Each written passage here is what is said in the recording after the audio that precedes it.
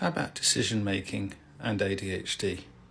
So if you're ADHD, you know that your brain is either, you can describe it, some people describe it as a load of fireworks going off in there all the time, bangs and crashes and colours and sounds all the time.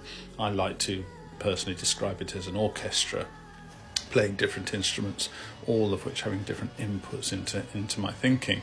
Sometimes it's a full-blown orchestra, other times it's a quartet if I'm lucky, and that's all right, I can handle that.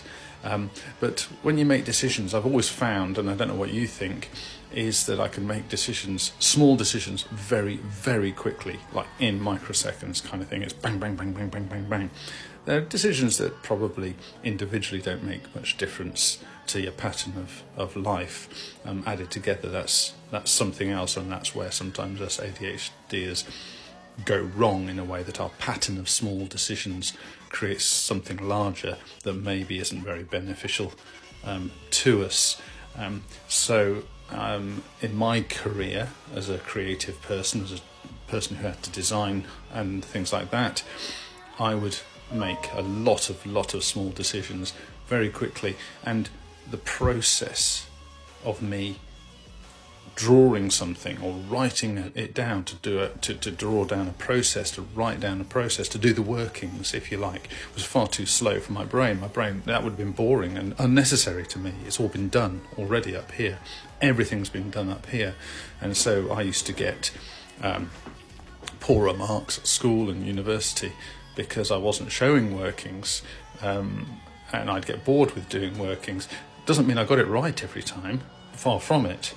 But the process for me of doing workings or drawing or even sketching, where you think, wow, creatives love sketching.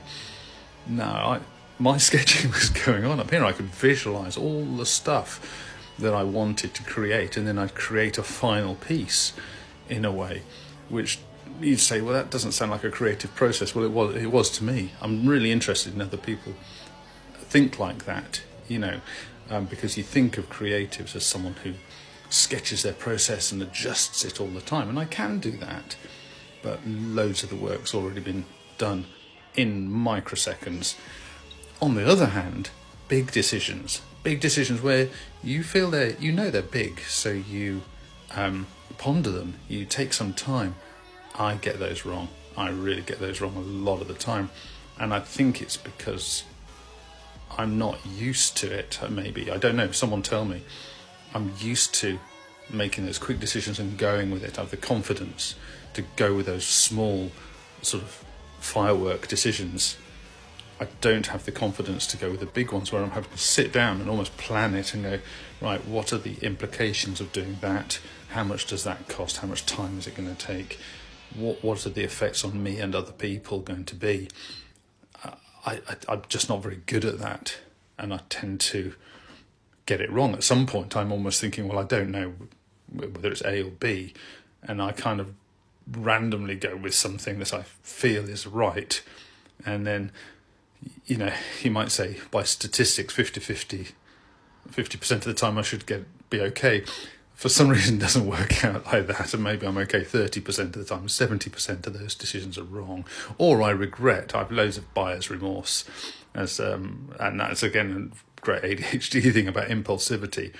I'll buy things, especially the bigger things, and I will actually sink into a depression.